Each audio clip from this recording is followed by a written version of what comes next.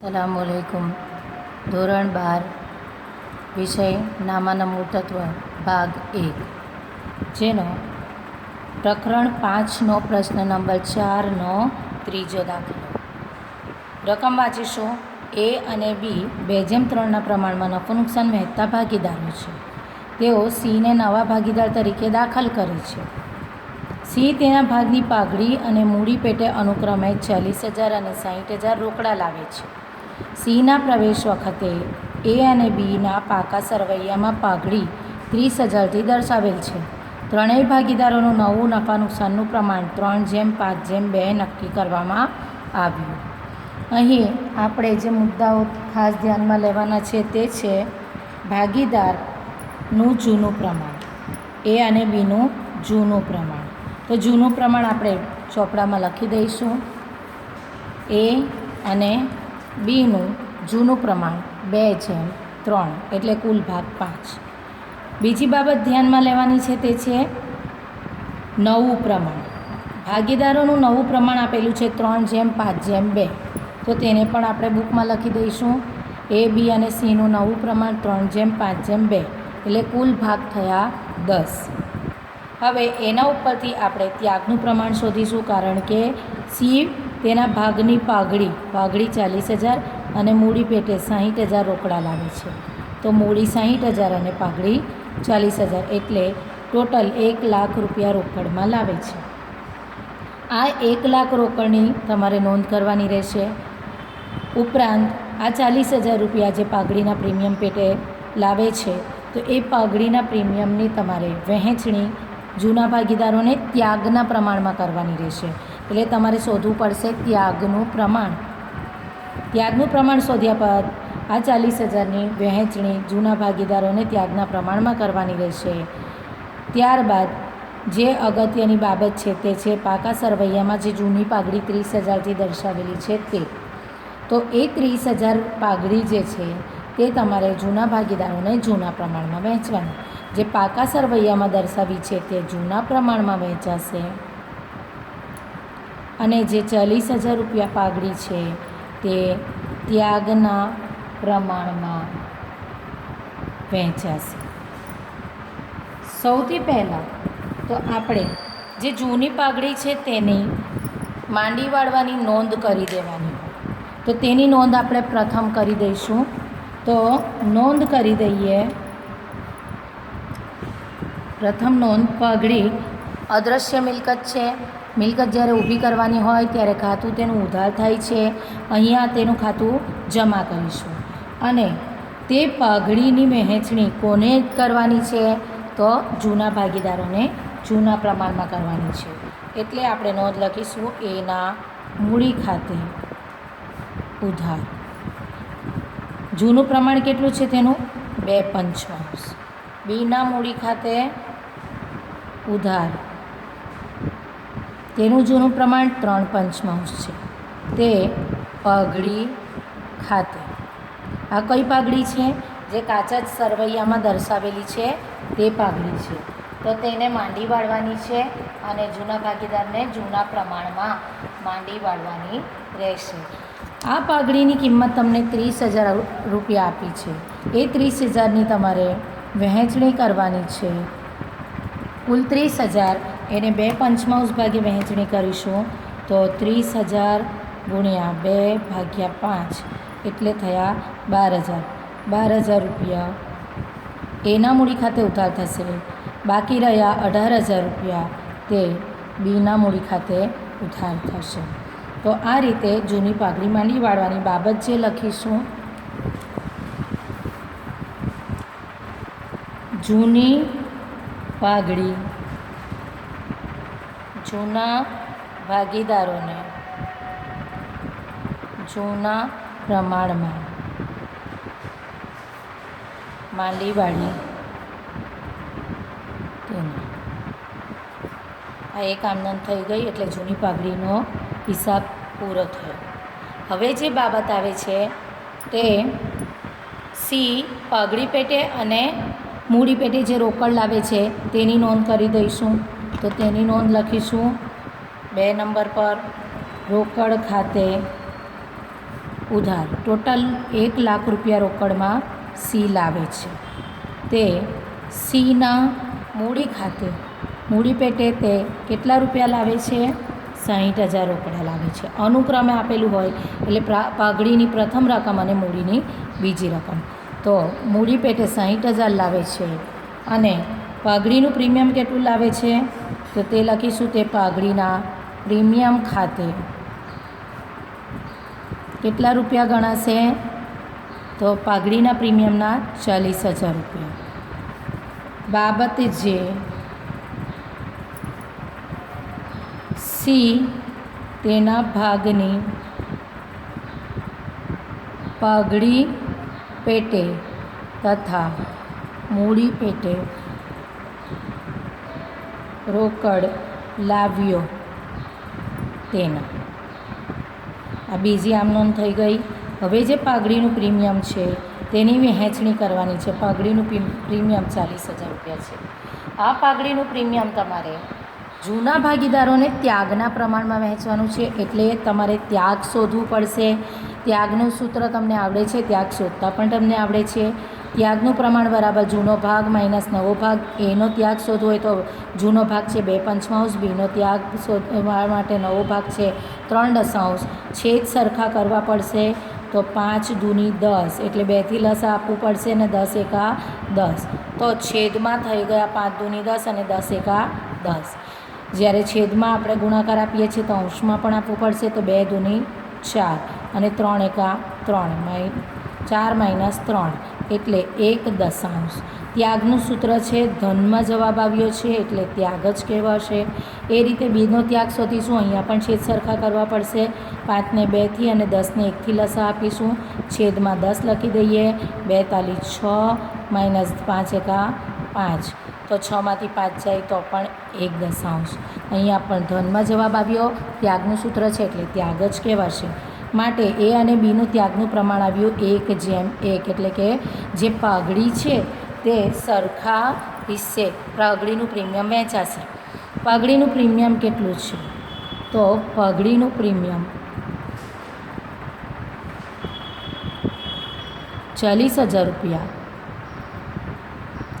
એ અને બી વચ્ચે સરખા પ્રમાણમાં એટલે 20,000 રૂપિયા વહેંચણી થશે. તો એની આમનોંધ તમારે લખી દેવાની છે. પાઘડીનું પ્રીમિયમ આપણે વહેંચી દઈશું. પાઘડીનું પ્રીમિયમ અહીંયા જમા થયું છે. હવે તેને ઉધાર કરીશું.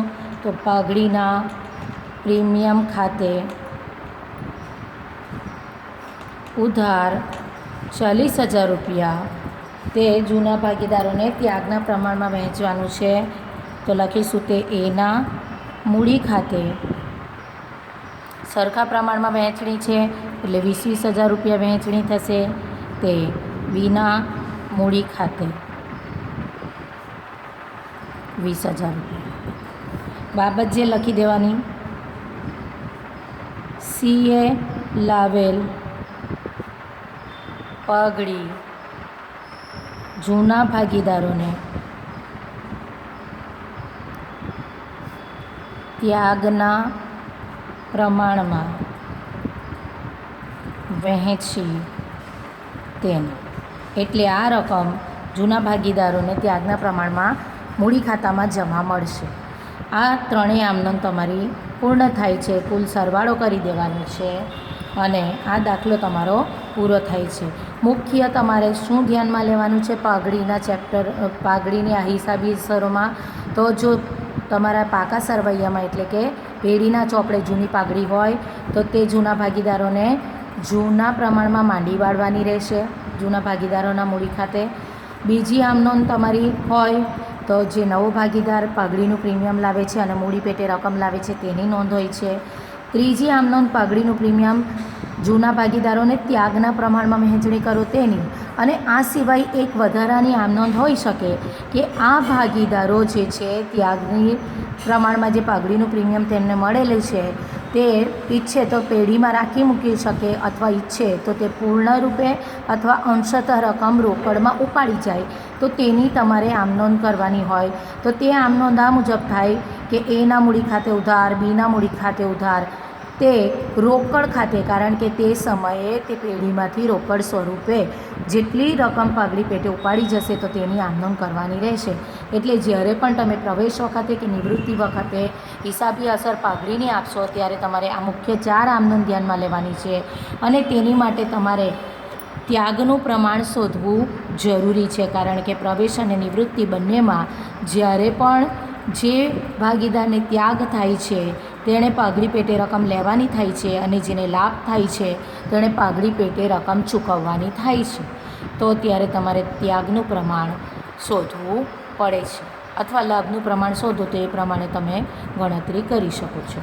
તો આ પાઘડીની તમામ હિસાબી અસરો વિશે આજે આપણે અહીં આ દાખલામાં સમજૂતી મેળવી લીધી. ચોથો દાખલો જોઈશું.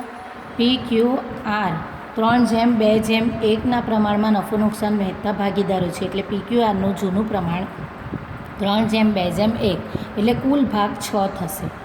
તેઓ મૂડી ખાતા સ્થિર મૂડીની પદ્ધતિથી, આ બાબત ખાસ અગત્યની છે, તમારે ધ્યાનમાં લેવાની છે, સ્થિર મૂડીની પદ્ધતિથી રાખે છે. એટલે તમારે જે બી કોઈ હિસાબી અસર આપવાની છે તે હિસાબી અસર જે તે ભાગીદારના ચાલુ ખાતે આપવી પડશે. તે તમારા મગજમાં સ્ટ્રાઇક થવી જ રહ્યું.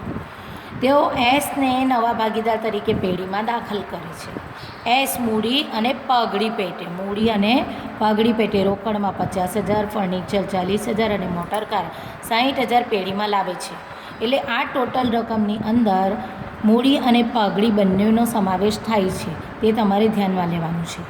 પેઢીની પાઘડીનું મૂલ્યાંકન 2,40,000 કરવામાં આવ્યું. જ્યારે પણ કોઈ નવો ભાગીદાર પ્રવેશ કરે છે કે જૂનો ભાગીદાર નિવૃત્ત થાય કે મૃત્યુ પામે ત્યારે જો પેઢીનું પાઘડીનું મૂલ્યાંકન કરેલું હોય તો તેના આધારે જૂના અને નવા ભાગીદારોનો પાઘડી નક્કી કરવામાં આવે છે. એટલે કે જેને લાભ થાય છે તેણે લાવવાની પાઘડી નક્કી કરવામાં આવે છે. તો એસના પ્રવેશ વખતે જૂની પેઢીના ચોપડે પાઘડી ખાતું 90,000 બાકી દર્શાવતું હતું. આ કઈ પાઘડી છે? જે જૂની પેઢીના ચોપડે પાઘડી હતી તે, જે જૂના પ્રમાણમાં આપણે ભાગીદારોને વહેંચવાની છે તે જૂના પ્રમાણમાં. એટલે આ 90,000 જૂના પ્રમાણમાં વહેંચાઈ જશે. પાઘડીનું મૂલ્યાંકન 2,40,000 છે. તેના હિસાબે તમારે એસની પાઘડીની રકમ શોધવી પડશે અને તેના આધારે જે રકમ મળે તે PQRને ત્યાગના પ્રમાણમાં વહેંચવું પડશે. બધા ભાગીદારો ભવિષ્યમાં 4:3:2:3 પ્રમાણમાં નફો નુકસાન વહેંચશે. એટલે PQR અને એસનું નવું પ્રમાણ 4:3:2:3 એટલે ટોટલ 12 ભાગ થયા. તો અહીં આપણને જૂનું અને નવું પ્રમાણ કેમ જોઈશે? તો તમારે ત્યાગ શોધવાનું છે, ત્યાગનું પ્રમાણ શોધવાનું છે, તો તેની માટે જૂનું અને નવું પ્રમાણ જોઈશે. એ ઉપરાંત તમને અહીં પાઘડીનું મૂલ્યાંકન આપેલું છે તો તેની જરૂર કેમ પડશે? તો એસના ભાગની પાઘડી શોધવા માટે પડશે. સૌથી પહેલાં તો આપણે જે પેઢીના ચોપડે જૂની પાઘડી દર્શાવેલ છે તેની માંડવાળ કરી દઈએ. તો તેની માંડવાળ કરવા માટે આપણે આમનોંધ લખી દઈશું. આમનોંધ લખવા માટે ભાગીદારોના ચાલુ ખાતા તમારે ઉધાર કરવા પડશે અને પાઘડીનું ખાતું જમા કરવું પડશે. લખીશું પીના ચાલુ ખાતે ઉધાર, ક્યુના ચાલુ ખાતે ઉધાર, આરના ચાલુ ખાતે ઉધાર, તે પાઘડી ખાતે. આ પાઘડી જૂની પાઘડી છે. તો કેટલી રકમ ઉધાર થશે અને કેટલી રકમ જમા થશે? તો અહીંયા જમા કરીશું આપણે 90,000 રૂપિયા, જે પેઢીના ચોપડે પાઘડી બોલાય છે તે. તેની વહેંચણી કયા પ્રમાણમાં કરવાની છે? જૂના પ્રમાણમાં, 3:2:1 પ્રમાણમાં. એટલે અહીંયા લઈશું 3/6 2/6 અને 1/6 ભાગે 90,000ની વહેંચણી તમારે કરવાની રહેશે. તો કેલ્સી પર કરી દઈએ. 90,000 ગુણ્યા 3/6 એટલે 45,000. ત્યારબાદ 90,000 ગુણ્યા 2/6 તો 30,000 અને એ જ રીતે 90,000 ગુણ્યા 1 ભાગ્યા 6 એટલે 15,000. તો આ ટોટલ તમે કરશો તો 90,000નો આંકડો થશે. આ થઈ જૂની પાઘડી જૂના પ્રમાણમાં, બાબત જે લખી દેવી. બીજી આમ નોંધ તમારે જે કરવાની રહેશે તે મૂડી પેટે અને પાઘડી પેટે જે રોકડ લાવવામાં આવે છે તેની તમારે આમ નોંધ કરવાની છે. હવે એની આમ નોંધ કરવા માટે તમારે મૂડી અને પાઘડી બંને કેટલા પ્રમાણમાં છે તે શોધવું પડશે. જેની માટે આપણે જે રોકડ, ફર્નિચર અને મોટર કાર લાવવામાં આવે છે મૂડી પેટે એસ દ્વારા તેનો સરવાળો કરીશું. તો એસના ભાગની મૂડી શોધવા માટે તમારે 40,000 વત્તા 60,000 વત્તા 50,000 કુલ ટોટલ 1,50,000 થયું, જેમાં મૂડી અને પાઘડીનો સમાવેશ થાય છે. હવે મૂડી કેટલી અને પાઘડી કેટલી તે શોધવું હોય તો તમે જાણો છો કે અહીં રકમમાં આપણને 2,40,000 રૂપિયા પાઘડીનું મૂલ્યાંકન આપેલું છે. એ પાઘડીના મૂલ્યાંકનને એસના ભાગ પ્રમાણે તમારે શોધી લેવાનું છે કે એસના ભાગની પાઘડી કેટલી છે. એસનો ભાગ કેટલો છે તો 3/12 ભાગ છે. એટલે 2,40,000 ગુણ્યા 3/12 કરશો એટલે તમને એસના ભાગની પાઘડી મળશે. કેલ્સી પર કરી જોઈએ. 2,40,000 ગુણ્યા 3/12 એટલે 60,000 પાઘડીની રકમ થઈ. એસના ભાગની પાઘડી 60,000 રૂપિયા થશે. એટલે એસ 60,000 રૂપિયા પાઘડી પેટે લાવે છે. તો આ કુલ રકમમાંથી આપણે પાઘડીની રકમ બાદ કરીશું એટલે મળી જશે તમને મૂડી કેટલી છે. 1,50,000 માઇનસ 60,000 તો મૂડી પેટે રકમ આવશે 90,000 રૂપિયા. આમ રીતે મૂડી તમે શોધી શકશો. 90,000 રૂપિયા મૂડી પેટે આવ્યા. તો એની આમ નોંધ તમે લખી શકો છો. રોકડ ખાતે કેટલા રૂપિયા લાવે છે અહીંયા જુદું જુદું છે. રોકડ ખાતે ઉધાર 50,000 રૂપિયા, મોટર કાર ખાતે ઉધાર 60,000 રૂપિયા, ફર્નિચર ખાતે ઉધાર 40,000 રૂપિયા.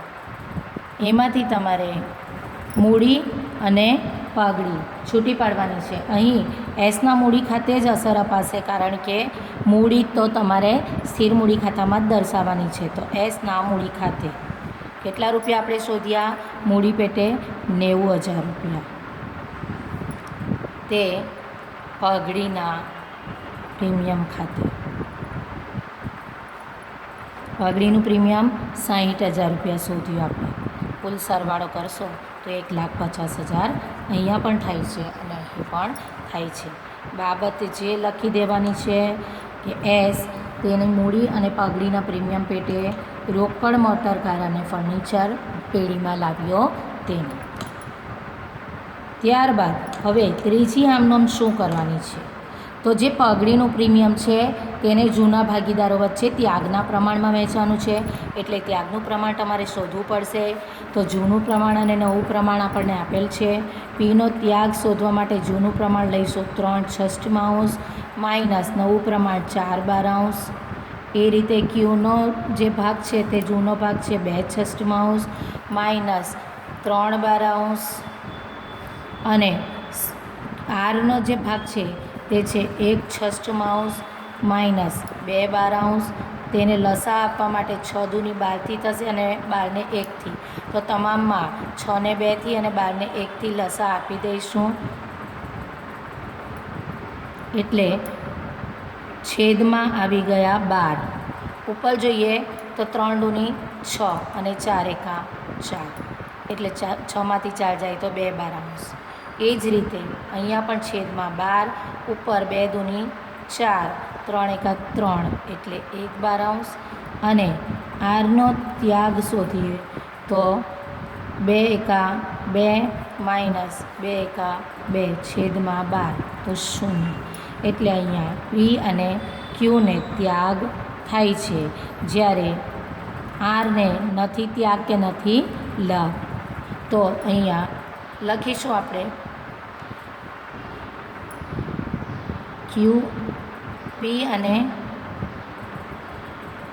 ક્યુનું ત્યાગનું પ્રમાણ બરાબર 2:1. હવે આ 2:1ના પ્રમાણમાં પાઘડીનું પ્રીમિયમ વહેંચવાનું છે. પાઘડીનું પ્રીમિયમ 60,000 રૂપિયા છે. એ 60,000 રૂપિયાની વહેંચણી આપણે પી અને ક્યુને કરવાની છે. કયા ભાગમાં કરીશું? 2/3 અને અહીંયા 1/3. કેલ્સી પર ગણી દઈએ તો 60,000 ગુણ્યા 2/3 એટલે થઈ ગયા 40,000 અને ક્યુને મળશે 20,000. આ અસર તમારે ભાગીદારોના ચાલુ ખાતે આપવાની છે. તો ચાલુ ખાતે અસર આપી દઈએ. કઈ રીતે આપી શકાશે? પાઘડીના પ્રીમિયમનું ખાતું ઉધાર કરીને બંધ કરીશું. પાઘડીના પ્રીમિયમ ખાતે ઉધાર તે પીના ચાલુ ખાતે, અહીં સ્થિર પદ્ધતિ છે એટલે ધ્યાન રાખવું. ક્યુના ચાલુ ખાતે પાઘડીનું પ્રીમિયમ છે 60,000, જેમાંથી પીને મળશે 40,000 અને ક્યુને મળશે 20,000. બાબત છે સીનું પાઘડીનું પ્રીમિયમ ભાગીદારોને, જૂના ભાગીદારોને ત્યાગના પ્રમાણમાં વહેંચ્યું તેને. હવે આપણી આ નોંધ થઈ ગયા બાદ છેવટે શું કહ્યું છે તે જોઈ લેવું. જૂના ભાગીદારો તેમને મળેલ પાઘડી પૈકી 50% પાઘડી રોકડમાં ઉપાડી જશે. તો આ આમનોંધ તમારે કરવાની રહેશે કે તેમને જે મળી છે પાઘડી પેટે રકમ, તેમાંથી તે 50% એટલે અડધી રકમ ઉપાડી જશે. ઉપાડીને જશે એટલે તેમના ચાલુ ખાતા ઉધાર થશે. તો પીના ચાલુ ખાતે ઉધાર, પીને કેટલી પાઘડી પ્રીમિયમની રકમ મળી છે? તો 40,000 મળી છે. તેમાંથી તે 50% રકમ એટલે 20,000 ઉપાડી જશે. ક્યુના ચાલુ ખાતે કેટલી રકમ લખાશે? તો ક્યુને પાઘડીના પ્રીમિયમ પેટે જે રકમ મળી છે તે 20,000 છે. તો 20,000માંથી તે 10,000 ઉપાડી જશે અને પેઢીમાંથી તેટલી રોકડ જશે એટલે તેને જમા કરવાનું છે.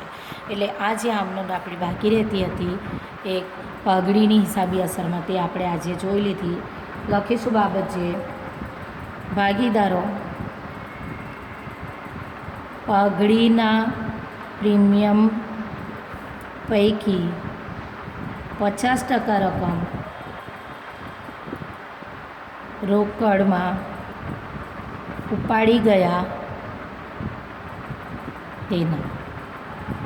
આ દાખલો અહીં સમાપ્ત થાય છે.